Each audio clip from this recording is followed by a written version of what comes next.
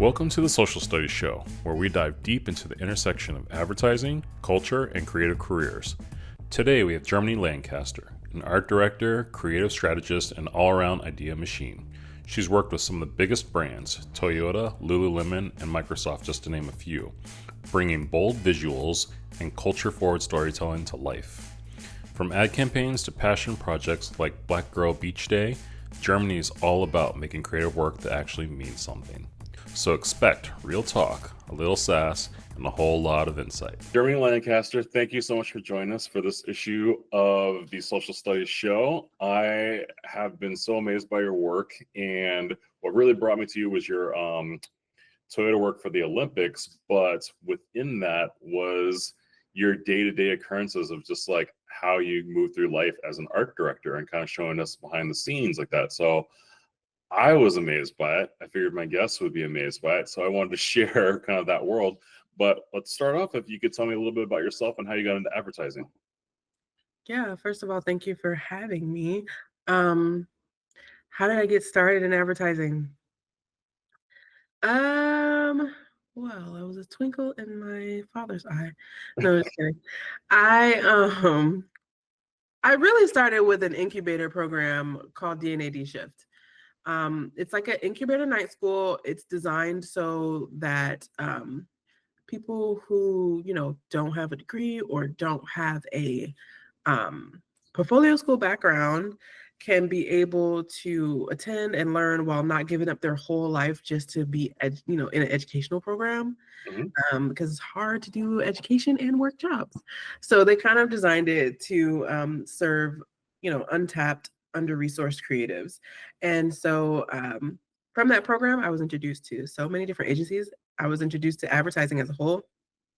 I had no clue that I could be a creative in advertising and make a living off being a creative and make fun stuff and all this stuff. I had no clue about it.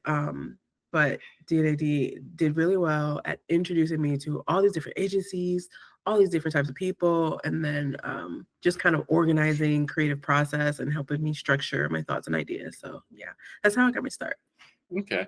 And a lot of stuff you were like working on like your own type of photo shoots and your own types of creativity in the same parallel to that process. So can you tell me a little bit about that? Yeah, so I was always like making and doing stuff. I mean, like when these things were happening, it was around the time where Instagram had just got video and stuff like that. So it was a very ripe time for do-it-yourself creativity. So I would have like friends come over and do shoots. I was also modeling, and modeling actually helped me learn how shoots work. So it helped me learn how production worked.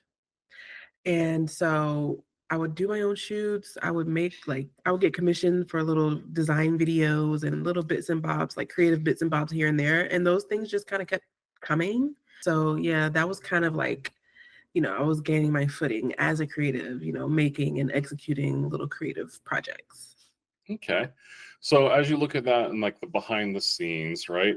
What do you think was kind of like the transition, and was it the incubator program that kind of like made you go like, okay, I'm going to go from kind of DIY, like you do it yourself kind of creation to all of a sudden working in bigger productions and bringing your impetus there? Like what was that path and kind of journey transition like?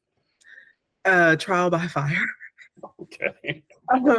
So from DNAD's program, I was scouted by Wyden and Kennedy. Now, no shade to, Wyden or Kennedy, late greats, but I had no clue what it was. I had no clue what I was getting myself into. They built this, of course, prestigious and really great agency, and it was responsible for lots of the ads that I loved, but had no clue that they were the ones. So, yeah, when I was scouted, it really was just me being thrown into the fire, and learning on the job and just doing my best to execute alongside like people who have gone to portfolio school and who have some stake in the game, who have already, had some ads out and all of that. So yeah, that was kind of how I gained my foot. It was really just trial by fire. They just said, hey, do this thing. Okay. So within that, right? What do you think cause that, or what is the main thing that's kind of like a lack of knowledge between, let's say, like diverse communities understanding about advertising? Because you said you'd seen all the ads, but you didn't really understand that there were jobs to it. And so I think, like, can you maybe like break that down of just like what your perception was of ads before having that knowledge, and what your perception was after, and like working on the other side of it, and like how you can actually maybe work to connect the two into diverse communities?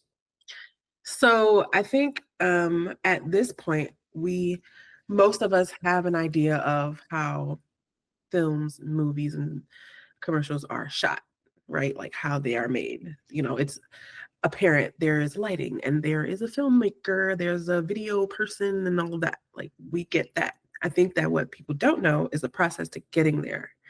And that is where it's like muddy and cloudy, right? People don't know that um, they don't know about RFPs and then winning the pitch. And then you're a client on record. And then you have a bunch of different projects that this client is asking for, and different teams execute different projects. And then different projects have different checks and balances, and people who say, yes, let's go create this, or no, let's go back to the drawing board. That is the part that deserves more light, the process and the teams involved. People don't understand that the most integral part of a beautiful, well shot, really fun liquor ad is the legal, right? Like, It's funny we're talking about that for pharmaceuticals today. Like, yeah, like it's like, honey, like this is that, this is what you're doing, this is shooting, no changes. yes. Mm. So that, I think that part, because we've had so much education just as a society about like filmmaking and all that stuff, but the process of a creative idea, that is the thing where it's kind of like opaque, or we don't really know how it's made. Okay, so what brings me to that is like you're really like an advocate for mentorship, and like you're talking about how to show people the way through and into different things like that. Can you talk about some of the ways that you've been doing that and what that means to you? Yeah, I think for me, so I'm a hands-on learner, so I think it makes me a hands-on teacher. And so when like people will hit me up after they see my post on like maybe a LinkedIn or Instagram, and they'll say, hey, I love this and I love that, and I have questions, and then I'll set up maybe like an e-coffee. And before I set up any chats with anyone, I say, well, do you have any work you want me to look at? Do you have any ideas that you want me to consider before our call, right? And that is like our entryway into having a conversation of like next steps. What should you do? How can you apply what I'm telling you to your own situation? Because there's no catch-all advice. There's no catch-all type of mentorship, especially for this industry. People have different strengths, they have different talents, they have different resources. So I think like, for example, there was one girl who, great designer, amazing illustrator, but her book, as far as like ideas 360 wrapped up in a tight little bow, wasn't together. So I said, hey, you have this work all over the place. You're interviewing for this place. They like to focus on this type of work. Structure your portfolio to focus on this type of work. And then she got the job and got like a 20K pay bump because she just organized her thoughts in a way that was appealing to the agency she was talking to. So I think like I really don't think that there's just a catch-all way to help folks. I think that you have to individually do what you can as much as you can. Like, of course, I can't individually help every single person that hits me up, but I can pace myself and try to make an impact, slow and steady. Well, I mean, I think in like, with this journey and career, everyone's busy. And I think, I guess something for me, I think would be interesting to see how you actually like share this thought and process with other creatives, Mm, is how much is mentorship a part of who you are as a creative? And like if you're finding that and you have that percentage, then right, how do you find the time and then execute it? Because I think the hardest thing, I think everybody wants to help and everybody wants to mentor, but then we just get inundated with work, or like just life, or our kids or children or your dog and your cat and things like that, right? yeah. So like, one, how much of it is a priority for you, and how do you find the time and keep it top of mind while trying to get all your other work accomplished? That is a great question. I was struggling, especially when like if I would talk about a topic that resonated with a lot of people, I would get a lot of people reaching out to me and trying to structure time for all these folks. It was really hard. But Mhm. then I really sat back and thought, like, how can I effectively like do this? So at this point now, I have 3 calls a week set up, like just my calendar's blocked everywhere for 3 calls a week. And then if you hit me up and you have something you want to talk about, I'll offer you a time. Every Thursday, I'll offer you one of those times, and then we'll chit chat. Everything is moving so fast right now that you really have to be intentional about the stuff you want to do. So if you are intentional about, if you're passionate about mentorship, you have to be intentional about mentorship. And so also on the reverse end of that, I reach out to people who mentor me, and I say, hey, can I have 2 hours of your time every month? Would you be okay with that? And I bring, things to the call to discuss. I bring work to the call to discuss. I bring maybe past dilemmas at work. How would you have navigated this? Like, I make the conversation very pointed and targeted. I think that that is more helpful.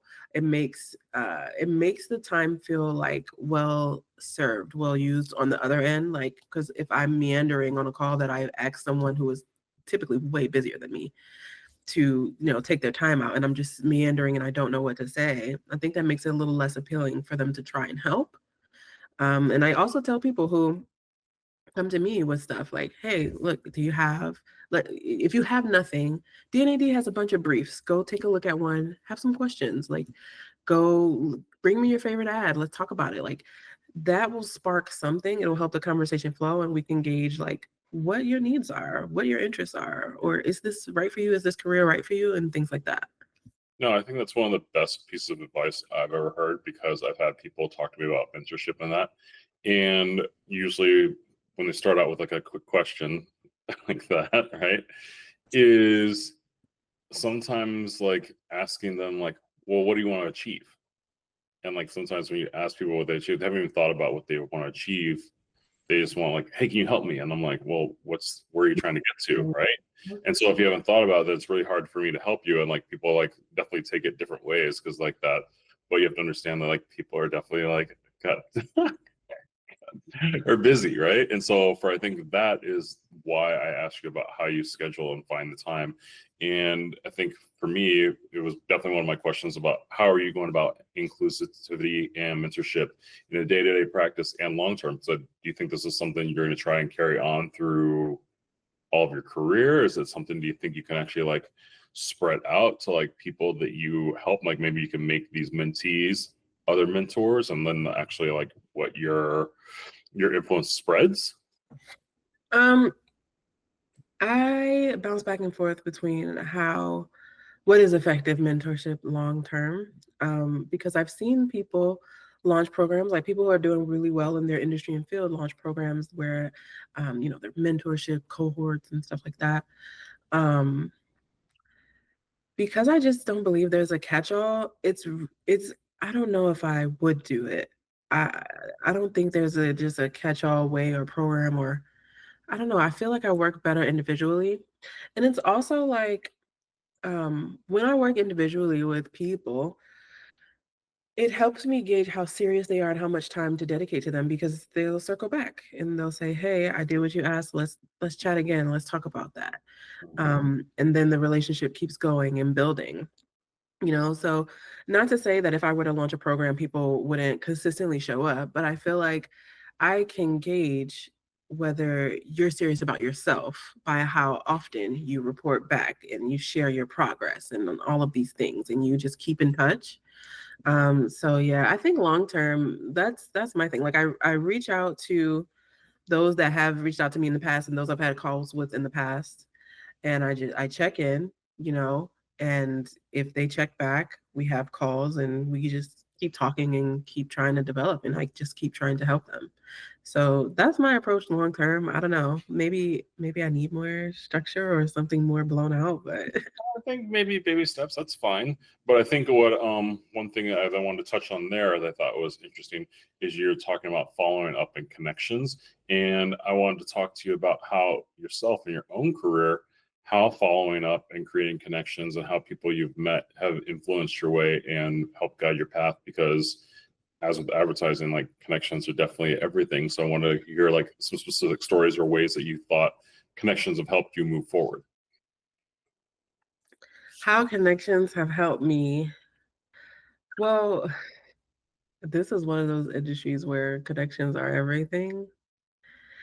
It's not like an industry where only your talent or skill is maybe considered. Like, I'm not a data analyst that can analyze the best data, and that's how I get the job. It's like, I know this person, they believe in my work, they've seen me work on a team, and they know I'm a team player, and then I can get a job. So, first of all, the connections start at work, right? Because there's people you're with every day. So when you build relationships at work, it helps. They introduce you to other people who they think might be a good fit for you to know. So definitely at work helps. Of course, at school helps. I didn't have that experience because I didn't go to portfolio school. But I still keep in touch with people who, I went to school with who are in relevant industries. Mm-hmm. So that's helpful. I mean, I was in broadcasting, so it's not too much of a far jump. It's something, it's kind of tough for me because I hate to reach out to someone without something to talk about, right? So we're talking about keeping in touch with people, but what are we talking about when we keep in touch? Just saying, hey, how are you? Hey, checking in. So I think that it's important to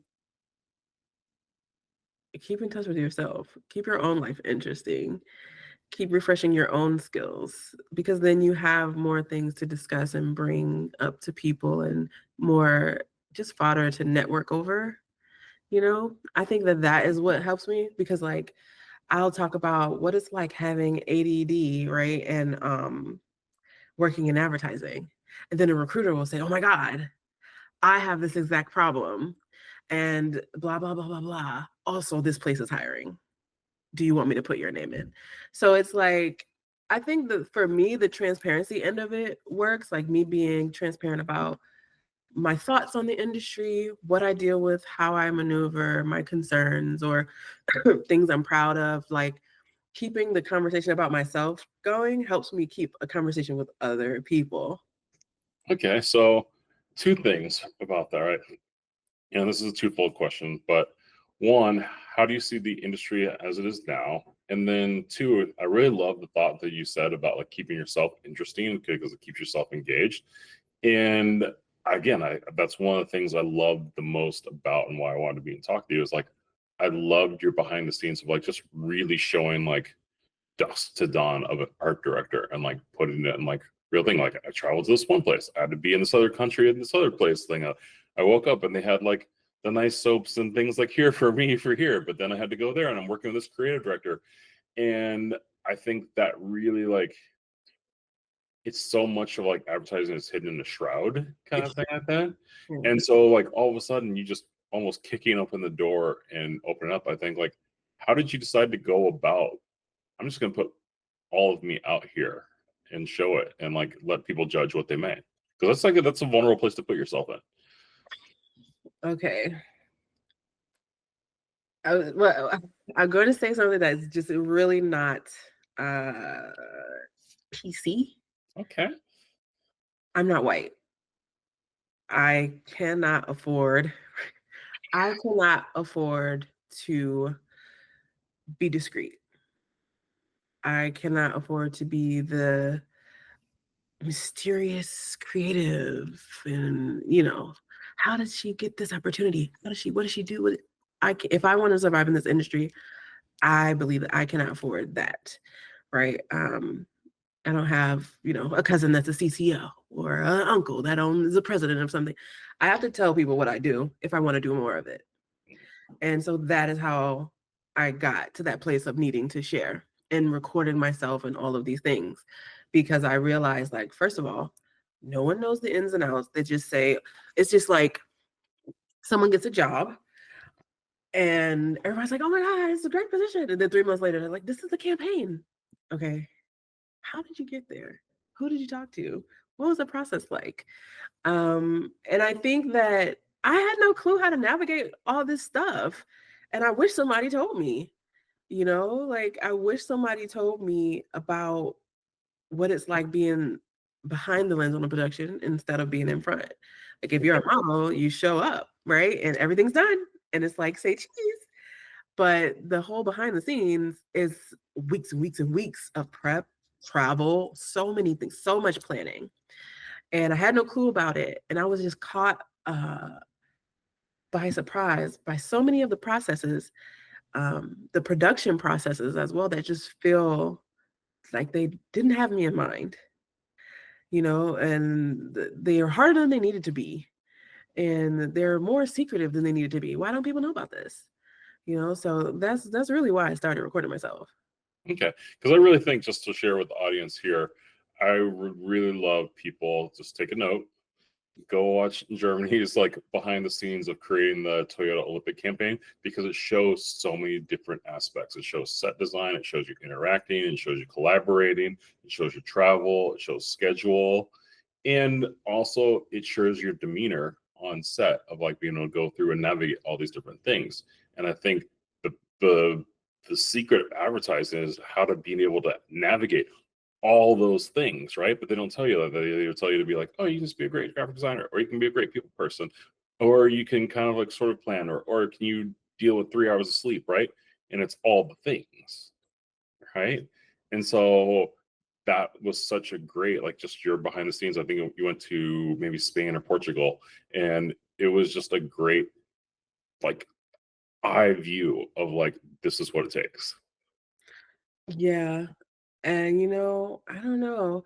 I wonder, just from thinking about what you're saying, I wonder if someone had showed me something like that before I got started, would I be like, "Oh, I love that," or "Oh, that's kind of scary." Like, I wonder how I would feel at the beginning of my career if I saw something like that. But I I put it out there so people can get ahead of that. Like, okay, this is what she does. This looks like intense for me, or this looks really cool for me, or this is something I'd be great at, and let that like help you navigate your choices. Because just to work in advertising as a creative doesn't mean you have to be an art director on shoots and all this stuff. You can be a colorist, you can be an editor, it's so many things that you can do and still be involved and still be creative. No, for sure. I think one of the things I want to really ask you is talking about the intersection of culture and commerce, and if you could give me a little bit of information from your perspective on that. um I feel like it's such a big topic right now. I mean, give me your microcosm. uh, I think when it comes to culture and commerce, you want to have whatever endeavor it is, brand or whatever it is, you have to have culture and diversity if you want to make an impact and make money. Like if we were all a monolith, then you wouldn't need it, right? You can just do the same thing with the same people and you would make your money and you would have your successful business. But we don't have that type of world, especially in America. We don't have that type of society or surroundings or environment. Everything's very diverse.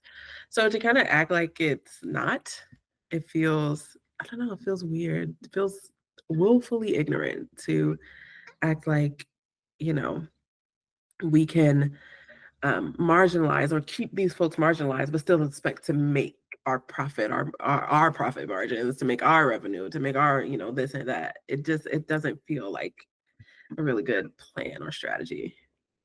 A couple of things, right? And you're talking about, let's see, some of the campaigns you've worked on, like, let's say Toyota or Lululemon or Microsoft and like that. And when you're talking about those campaigns, you're talking about working in a global sphere, which means all kinds of different people. You're talking about like Japanese, you're talking about Latino, you're talking about South American, you're talking about Indian, you're talking about African. So within that space I'm talking about, I think that's where the differentiation needs to be kind of like addressed and appreciated, because there's nuances in each one of those cultures, and you're trying to tailor the product for each one of those different things. So like, how do you work in that space? I think you used the word nuanced, and I feel like that is a really good word to use. I think we spoke on this a little bit before of like, what is diverse to me what is inclusive to me is not always inclusive to another culture. And I think we talked about the story of like when I was working on the Olympics, we had Mamoka, who she was a differently abled athlete from Japan. I really pitched hard for this campaign to include culture and to make it a staple, not just the athleticism, but the culture that informs their drive. So one of the aspects of it was the garb, not only the settings and surroundings, but the garb, the things that they were wearing, the styling. And so I had my idea of what styling should be for a Japanese athlete, right, from where she's from, her particular area. And that idea was wrong. That idea was, I mean, for lack of better words right now, it was kind of stereotypical. And so their ideas of diversity and my ideas of diversity were very different. And then, you know, I was kind of educated about that. And we revamped, we got a new plan, we got new styling. But thinking of if that did not happen, right? First of all, if I can't pitch cultural inclusion from the standpoint of a Black person, right? A person of color and a woman, if I can't speak to that and pitch that and then sell it through, we don't even end up on the shoot doing this in the first place.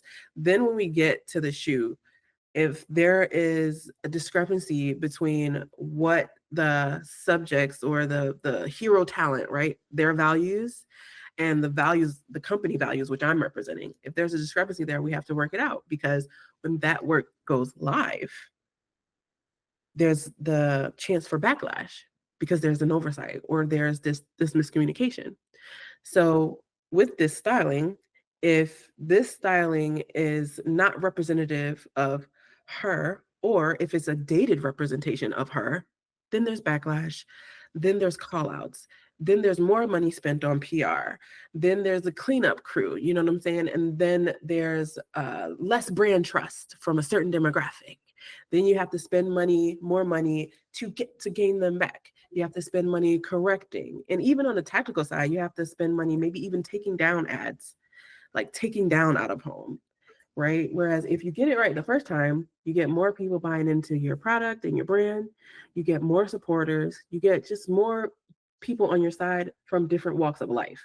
So I feel like that's an example of what could have been a direct money suck, or, you know, on the other side of it, a successful inclusive campaign. Cat scratch fever. Right. Okay, so that brings me to my next question then. How much does advertising play a role in communicating culture? Oh, that's a tough question, because does advertising communicate culture, or does it amplify what is already been said? Because if you, in my mind, if you're saying advertising is communicating culture, right? You can't communicate Black culture to me, but I can communicate Black culture to someone who is of a different walk of life. Well, I think I'm going to go and I'm going to paraphrase from a person who answered a really amazing questionnaire for me. And they said, advertising shapes the way we see the world. Well, it does, yes. Advertising does shape the way we see the world. I think, I don't know, there's room to play with that statement though, because it's, I don't know. Now I'm like having like different thoughts. But no, I mean, it's true. Advertising does shape the way we see the world. Or it's a mirror to how we see the world, potentially, sometimes. It can be a mirror, but it can also be a helpful, imaginative tool. Mm-hmm. And I think that might be, like, just as a Black person and as a woman, I feel like that is what can be lacking. Like, well, let's see it from a positive standpoint. Like, what's something where you've worked on a campaign, right? And because you've actually been there and you have been a Black woman on the scene and showed there, or something where you like made an amazing difference in advertising, right? I think we spend so much time kind of like what we like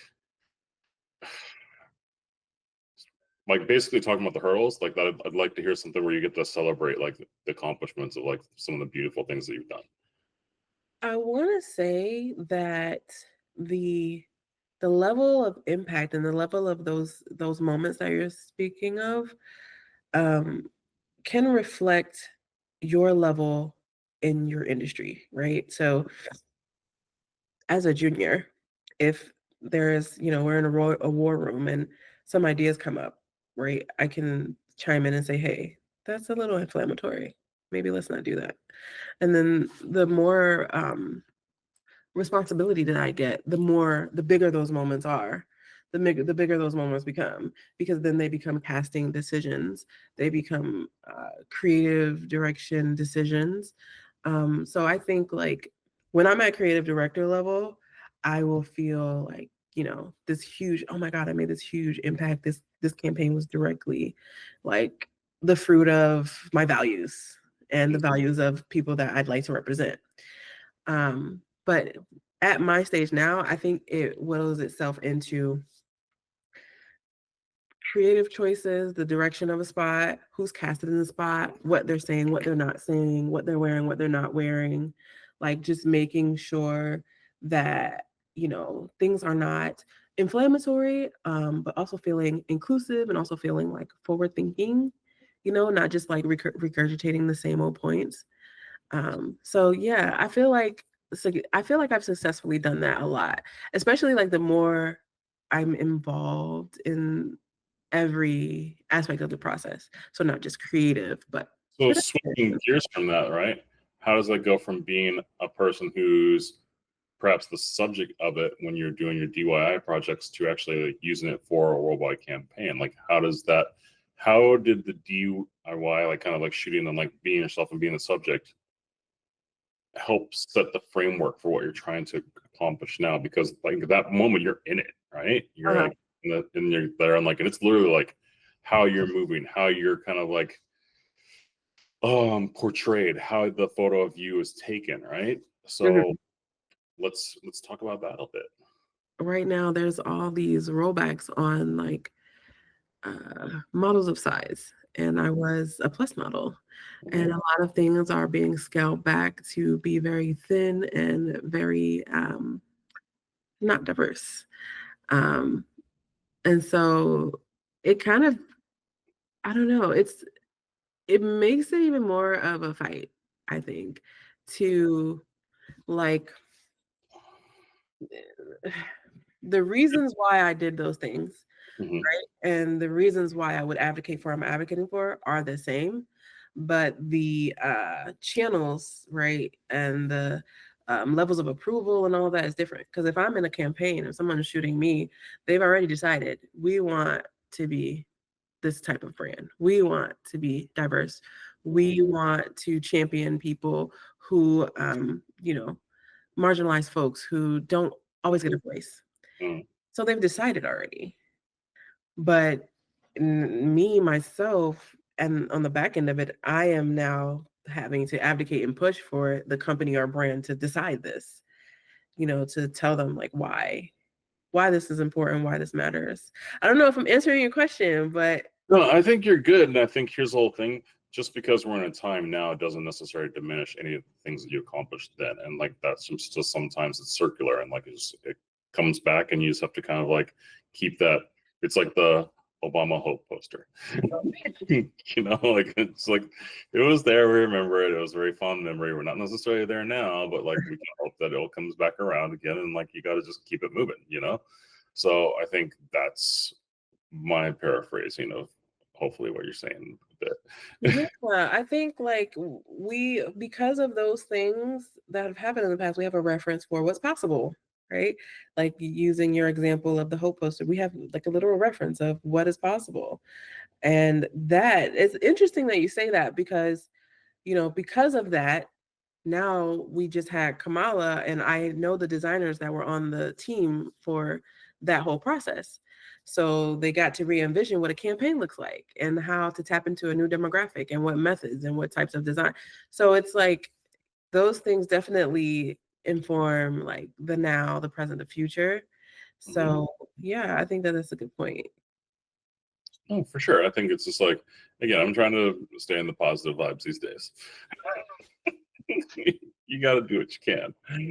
You were talking a little bit about some of the work and discussions you've had, and that you were on a discussion at a con with Cindy Gallup and Mo Saeed. And I wanted to hear a little bit about your perspective on that because I wasn't there. And I think it sounds like a great conversation of you working with these advertising titans and giving your perspective.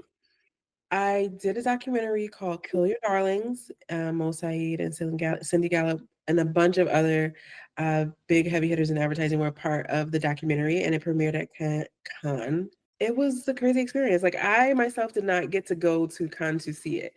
I'm trying to get, if anybody listening that can give me a can this year, let me know. But it was a really big deal for me, especially when it came out, because when it premiered at Cannes, also these great, huge names are a part of it, and a lot of that wasn't revealed until it came out. Like, I had no clue that I would be talking beside these folks. But also because of the response that I received, it takes a little, I mean, after the moment, right, passes, it takes a little digging to find some media, right? So every now and then I'll get somebody that says, I love your part in the documentary. I love what you said. This has inspired me. I'm so glad that, somebody shares this perspective or somebody's talking about this. So I feel like that was one of the most rewarding parts, is like people actually hearing me, it not falling on deaf ears what I was saying in the documentary. So I think that kind of like almost again goes back to what you're saying of like even how you think like maybe in these spaces though these shapes these things that you modeled for or things like that that maybe they're not getting heard now, it might still be getting heard. And so like that's kind of like thing. It just maybe takes a while or it takes a longer trickle down, which I think is pretty interesting because like that does bring positive spin and just kind of a longer term spin. And I think that's something we have to hold on to as of now. And honestly, like, okay, like it's a question of things like that. Like, what keeps you moving forward? What is your North Star? This is interesting because this question, it comes up from a lot of people. What's your why? What's your North Star? Why do you do it? And I think a lot of people like to beat around the bush when it comes to that question. Oh, I want to inspire the youth. Like, I want to, and it's like, yeah, of course we all do. But also, I want to make a living. I want to make a good living, and I want to be able to use the talents that bring me joy while I'm doing that. Right? You can make a living doing anything, and what you make a living doing doesn't have to make you happy. So I want to make a living doing something where I can pull some bits of happiness, joy, inspiration out of. And when you work in advertising, you get so many different projects, you're meeting so many different people, and you're just communicating with so many different brands who have so many different causes. It's just never a dull moment. And I think that, combined with being able to make a living for myself that I never even imagined that I could, is really a good motivator, because I am not a person who is just like, do my job, go home. I'm always pivoting what I'm doing at work into different projects, because I didn't go to portfolio school. So my job is my school. And the things that I learn from work are the processes, strategies, and all of that I can take and teach someone else who needs it, or use it for my own projects and use it to know how to better navigate business, how to better navigate pitching, how to better navigate all these things that I just had no clue about, was very green about. So yeah, I think like those are the things that really keep me going. I don't think advertising, I mean, no, I don't think anybody that works in advertising is just like, this feeds my soul. It's like, no, it's like a soul sucking fucking job. But You need to go meet my friend David, who I just had, because he loves advertising like no other. that's the one thing I never understood. Like, my first partner, bless his heart, his name is Ben. We started at Wyden, and he was one of those people, because you have some people who are like, I love the Nike ads. This is my dream. I want to work at Wyden. I want to be a creative for them. This is my North Star. Mm. And he was one of those people. And it was like, no matter what, he's not leaving. I could offer him double the salary. He's like, babe, I'm good. And it's not something that I can relate to because I just didn't have that intro into advertising in the same way. But it's something that I respect. Some people really just do love advertising. And I think, he's a copywriter. I feel like copywriters, like, they have a love for the, writing that makes them really love it, like love the industry. Not sure. Maybe. But then that actually gave me 2 questions for you, and then I'm going to wrap it up. But who do you want to work with, and what does it take to work with you? Who do I want to work with? Ooh. I have to think on this. You know what? You know what I'll say? I want to work with Bozoma St. John. Okay. I love that. Yeah, I do. I really want to work with her. I love her new brand. First right now. Yes, please. I love her new brand, Eve by Boz, that she just came out with. I think it's perfect for her. I've been tuning in a little bit on the reality TV side of the things that she's been doing and talking about. And I just love her story and she's very vivacious and unapologetic about who she is, but also very how do you say, she's seasoned in her craft and in her field. And I love that as well. I love that aspect that she knows what she's talking about. She knows what she's doing.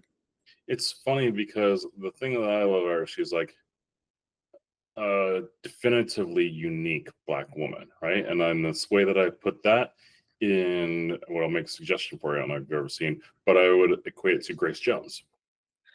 Now I can see that. And so if you've ever go watch the Grace Jones documentary, because she talks about her like growing up in the jungle and like all of a sudden coming to like her own different style of that.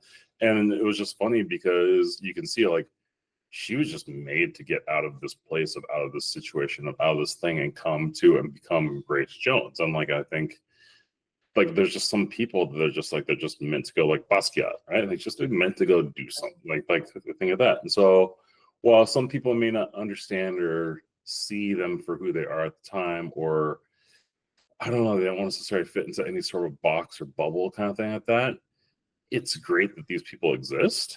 And I think that's like an interesting kind of like dynamic. So I can see the why for you there. Anyone else? Yeah.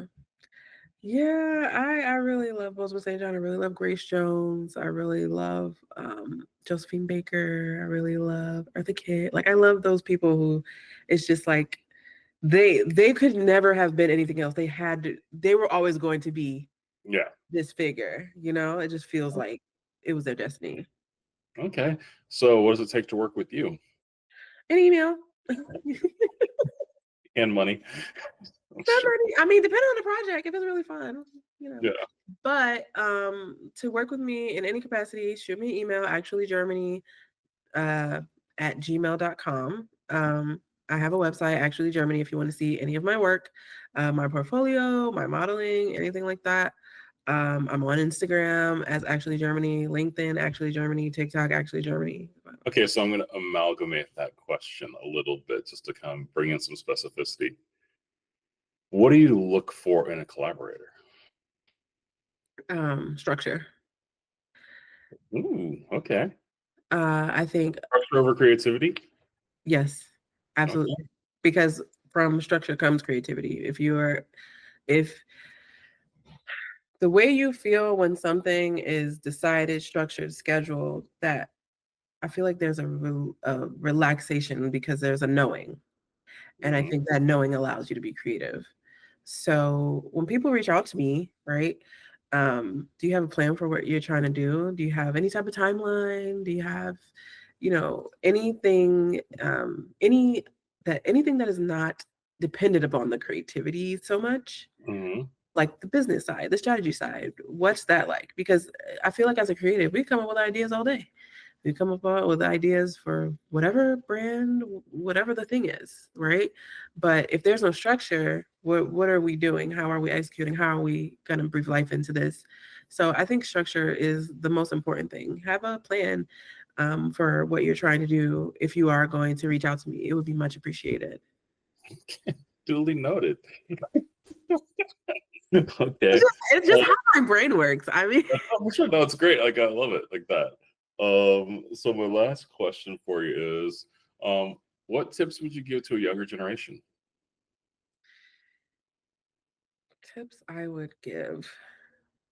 Hmm. I almost want to say, like, I don't know if I would want to give them tips. I think I would want to get tips from them. Hmm, that's a good. It's like staying curious. Yeah, because it's like, But that's more for you than them. Well, you already kind of gave the one because you just told them, like you already told, come with a plan. That's one, right? What do you want to talk to me about on our mentorship meetings? There's two. So I think you already give. I guess you already answered these questions. My bad.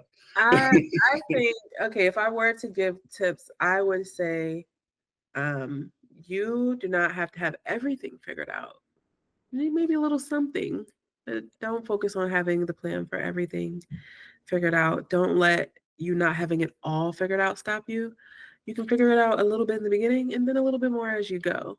I would say, people get stuck in that like freeze response of, I don't know, I don't have the thing. They just create the problems. They kind of just Yeah. sift through like the problems just pop up, pop up, pop up, and they let it stop them. So I always say, yeah, there's going to be dilemmas, there's going to be problems, there's going to be changes, but start with some type of plan and then just keep rolling, keep pivoting, keep moving. Oh, I love it.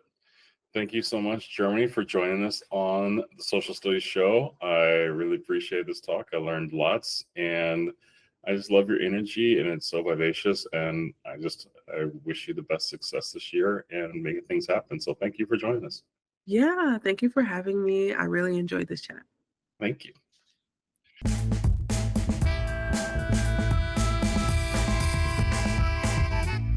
If you enjoy the Social Studies Show, please hit like and subscribe.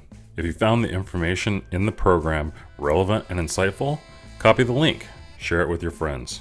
If you are listening on Apple Podcasts, please leave a review. These small gestures help increase the awareness and growth of our show. Thank you.